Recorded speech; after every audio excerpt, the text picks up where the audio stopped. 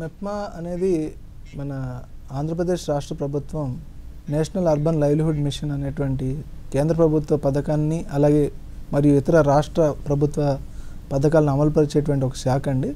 MEPMA full form వచ్చేసి mission for elimination of poverty in municipal areas, పట్టణ పేదరిక నిర్మూలన సంస్థ.